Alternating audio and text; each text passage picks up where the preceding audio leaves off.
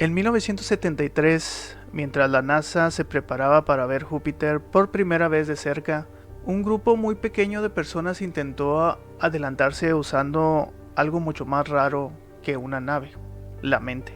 Y a alguien en la NSA le pareció tan interesante que lo guardó como documento clasificado. Esta no es una historia de platillos voladores, sino de algo que a muchos les parece todavía más incómodo. Un intento serio de usar visión remota. Psíquicos, literal. Todo esto para visitar Júpiter antes de que llegara la sonda Pioneer 10.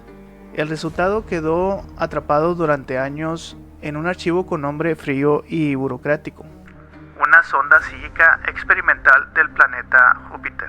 Un documento que hoy puedes descargar desde la CIA y la NSA, como parte de la colección de archivos del famoso proyecto Stargate.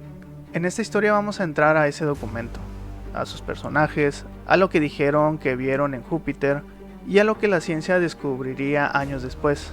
Y al final, cuando termine todo, vas a tener que elegir. O fue un experimento raro que no probó nada, o aquí hay algo que la ciencia todavía no sabe cómo acomodar.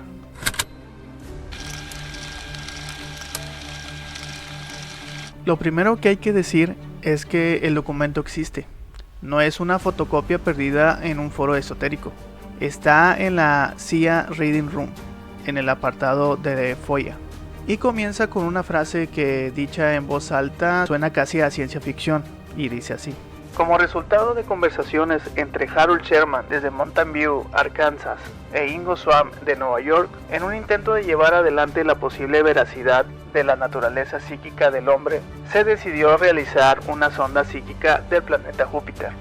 Traducido, dos tipos, un psíquico muy conocido y un escritor interesado en fenómenos mentales, decidieron viajar a Júpiter con la mente, mientras científicos preparaban la Pioneer 10 para volar físicamente al planeta.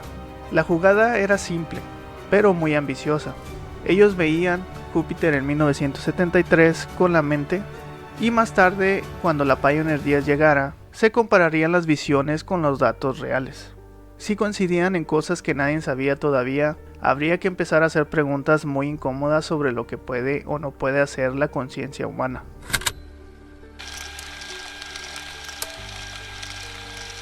Vamos a empezar con los personajes centrales, que serían Harold Sherman e Ingo Swann, y vamos a darles un poquito de contexto. Harold Sherman era un escritor e investigador de temas psíquicos, alguien que ya había trabajado en telepatía y percepción extrasensorial, y que defendía la idea de que la mente podía percibir información a distancia.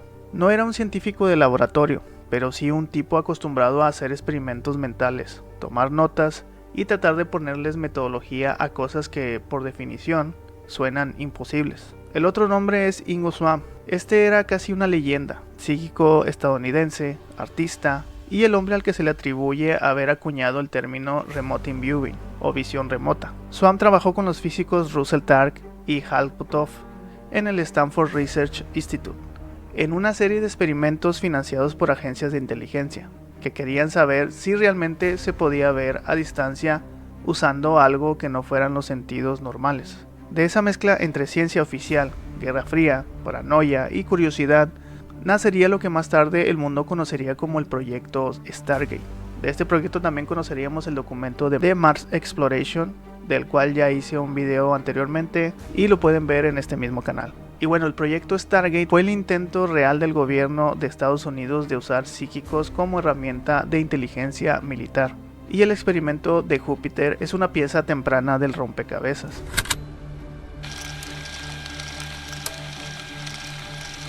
Para entender por qué este experimento no es solo una fantasía marginal, hay que mirar lo que estaba haciendo la NASA al mismo tiempo. La Pioneer 10, lanzada en 1972, fue la primera nave en viajar más allá de Marte, la primera en atravesar el cinturón de asteroides y la primera en acercarse a Júpiter para tomarle fotos de cerca.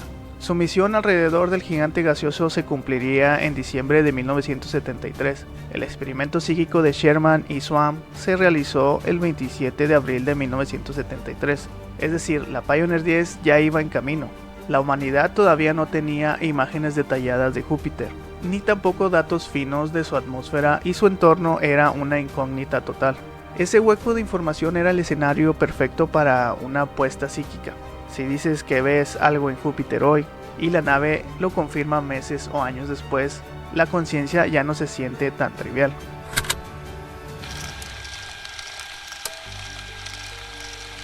Ahora vamos con la logística del experimento, la misma que está descrita en el propio documento. El lugar donde estaba Harold Sherman era una pequeña casa en Arkansas. La hora era las 8 p.m. hora central. El lugar en el que estaba Ingo Swann era la costa oeste de Estados Unidos. La hora eran las 6 p.m. hora Pacífico. Ambos acuerdan lo siguiente: se sientan a solas, en silencio, cada uno en su habitación. Durante media hora concentran su mente en viajar a Júpiter. No se hablan durante el proceso, cada uno toma notas de lo que percibe y al cabo de media hora Swann llama por teléfono a Sherman. La llamada se graba y se describe. Ese audio convertido a texto también está dentro del archivo desclasificado, y voy a dar un pequeño resumen de lo que se dijo en ese audio.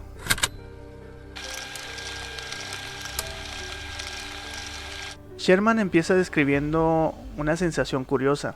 Antes de llegar a Júpiter, dice que se siente absorbido hacia la Pioneer 10, como si primero se acoplara mentalmente a la nave. Cuenta que ve a la sonda viajando a gran velocidad y que incluso le parece que va en trayectoria de colisión hacia una de las lunas, a menos que se corrija la ruta.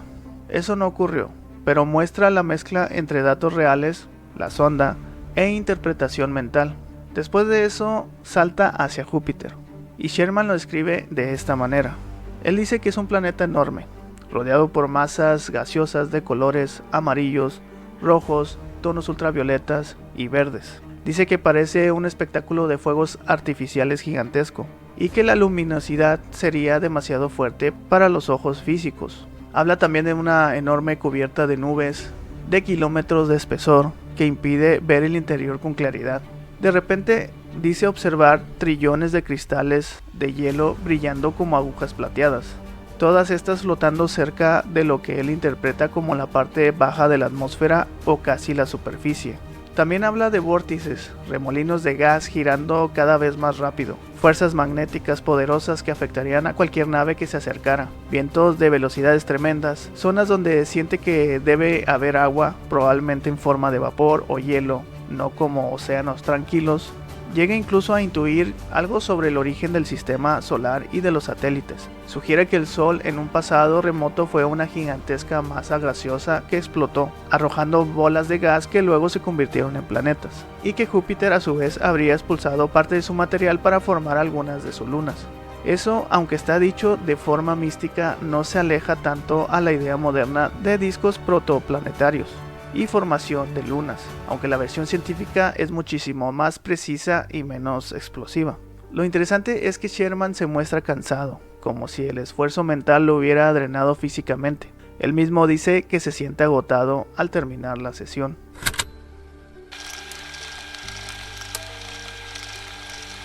La parte de Ingo Swann es la más citada. En la transcripción va hablando en presente, como si estuviera narrando una transmisión en vivo desde otro mundo, y empieza así: hay un planeta con franjas, espero que sea Júpiter. Después de eso lanza su primera bomba. Dice que Júpiter debe tener un enorme manto de hidrógeno, extendiéndose decenas de miles de kilómetros por encima del planeta. Dice que Júpiter debe tener un enorme manto de hidrógeno, extendiéndose decenas de miles de kilómetros por encima del planeta. Hoy sabemos que la atmósfera de Júpiter está dominada por hidrógeno y helio, con otras sustancias como amoníaco y metano, y que esa capa gaseosa es profunda y masiva. Swann describe después cristales flotando en lo alto de la atmósfera, brillando como si fueran bandas o anillos cercanos al planeta, algo parecido a los anillos de Saturno, pero dentro de la atmósfera. Al atravesar esas capas, relata que ve nubes amarillas, luces que se refractan como si estuvieran dentro de un mar de gas brillante. Cuando baja más, dice que lo que parece la superficie se ve como un tipo de desierto de cristales. Habla de granos grandes como arena de ámbar pulida. Dice que el viento los hace deslizarse como dunas en movimiento constante. Luego menciona montañas enormes, con alturas de unos 9 kilómetros. Esa parte no encaja bien con lo que sabemos de Júpiter hoy, que no tiene cordilleras superficiales al estilo terrestre, aunque sí podría tener un núcleo. aunque sí podría tener un núcleo sólido o una región interna diferente.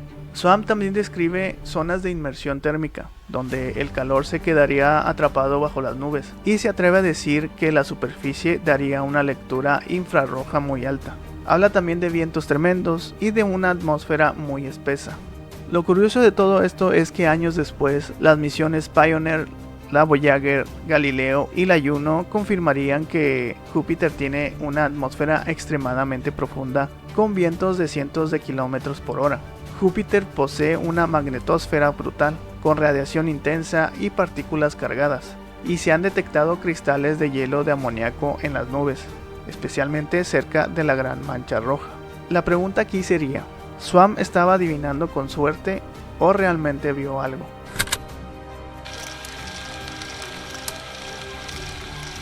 El propio documento hace una lista de similitudes entre Sherman y Swamm. Ambos hablan de una atmósfera muy densa y estratificada, una cubierta de nubes enormes con varias capas, cristales presentes en la atmósfera, vientos violentos y remolinos, fuerzas magnéticas intensas, la posible existencia de líquido en algún estado dentro del sistema joviano. Además, años después, en 1979, la Voyager 1 descubrió que Júpiter tiene un sistema de anillos muy tenue, algo que nadie esperaba y que en su momento dejó a la NASA felizmente desconcertada. También se confirmó que hay cristales de hielo de amoníaco en las nubes.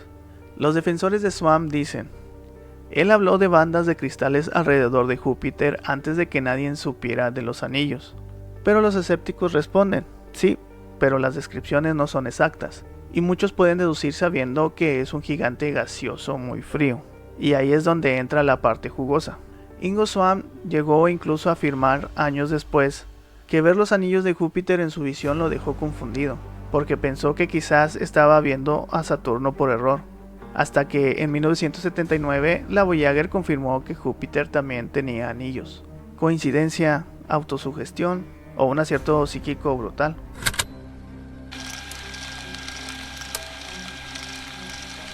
Aquí es donde el tema deja de ser anécdota y se vuelve político.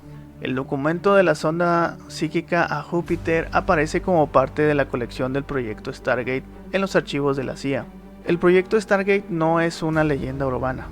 Fue un programa real, manejado por distintas agencias, ya sea la CIA, DIA y el ejército.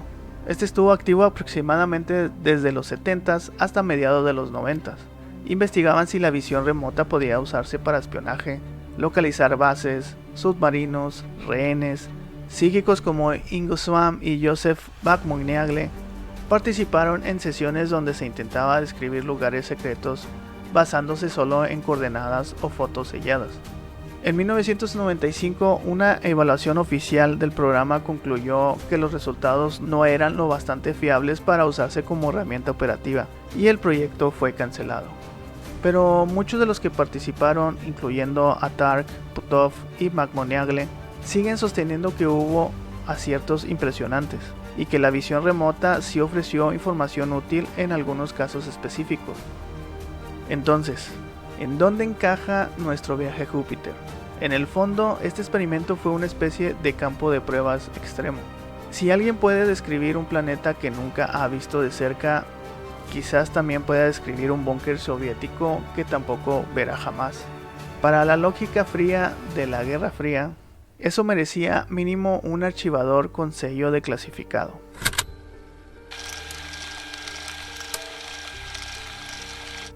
Ahora vamos a ver qué fue lo que se confirmó y qué fue lo que no. Empecemos con las cosas donde el experimento suena acertado. Atmósfera principalmente de hidrógeno, profunda, con capas y vientos extremos. Eso está confirmado por la Pioneer 10 y 11 y más tarde por la Voyager 1 y otras misiones. La presencia de cristales en nubes. La misión Galileo detectó cristales de hielo de amoníaco en la atmósfera de Júpiter. Una magnetosfera muy intensa. La Pioneer y posteriores confirmaron una radiación brutal alrededor del planeta. Los anillos alrededor de Júpiter, descubiertos por la Voyager en 1979, algo que nadie esperaba. Y ahora vayamos con las cosas que directamente fallan. Montañas enormes visibles desde la superficie, Hoy en día entendemos que Júpiter no tiene una superficie sólida como la Tierra. Hay una transición gradual hacia capas más densas, posiblemente un núcleo, pero no cordilleras al aire libre, o al menos eso es lo que se cuenta. La idea de dunas de cristal deslizándose al viento suena muy poético, pero no encaja del todo con el modelo físico actual del planeta. También está la mención de la trayectoria de colisión de la Pioneer 10, con una luna que no se cumplió. La sonda pasó con éxito, observó el planeta y siguió su camino hacia el espacio interestelar.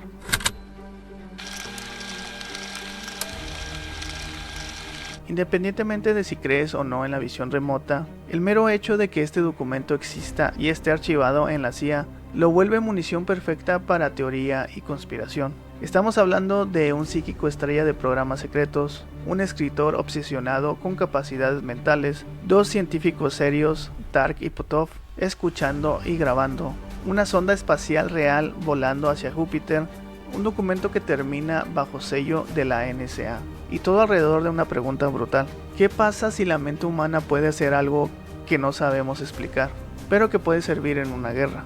No hace falta ponerse muy paranoico para ver por qué esto interesaba a las agencias que viven de la ventaja estratégica. ¿Sirvió para algo operativo? Lo más honesto es decir, no hay evidencia sólida de que sí, pero de que lo intentaron, lo intentaron.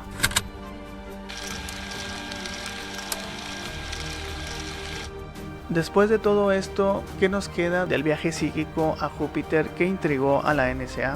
Un documento real, desclasificado, con nombres, fechas y contexto verificable. Un experimento psíquico que se adelantó en algunas intuiciones a datos científicos posteriores, pero que también falló en algunos detalles. Una conexión clara con el proyecto Stargate y la curiosidad del gobierno por explotar armas mentales. Un ejemplo perfecto de cómo ciencia, esoterismo, guerra fría y conspiración pueden mezclarse en un solo archivo PDF. Y sobre todo nos queda una sensación incómoda. Si nada de esto resultó realmente, ¿por qué se gastaron millones durante décadas en probarlo una y otra vez?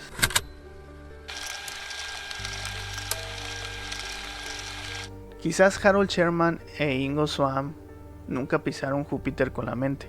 Quizás simplemente construyeron imágenes a partir de lo que sabían, sumando intuición, imaginación y contexto científico. Pero hay algo que este tipo de historias dejan en claro: la frontera entre lo posible y lo imposible no la marca solo la ciencia, también la marca nuestros miedos, nuestros deseos y lo que un gobierno está dispuesto a financiar en silencio. Al final, lo único que podemos afirmar con absoluta certeza es esto: el documento existe, la experiencia se registró, Júpiter fue visitado por una sonda y por un puñado de mentes que juraban haber llegado antes. Lo demás lo deciden ustedes. Y bueno, conspiradores, les dejo con estas preguntas. ¿Creen que todo esto fue un experimento fallido y nada más? ¿Creen que hubo algo real en las visiones? ¿O que lo verdaderamente inquietante no es Júpiter, sino hasta dónde está dispuesto a llegar el poder para encontrar nuevas formas de control? Y bueno, conspiradores, déjenme por favor sus respuestas u opiniones en los comentarios, y si quieren que entremos en otros archivos desclasificados de experimentos humanos o de operaciones encubiertas, suscríbete, activa la campana, que esto, créeme, no es ni de lejos el experimento más raro de la CIA. Conspiradores, sin decir más, un saludo y hasta pronto.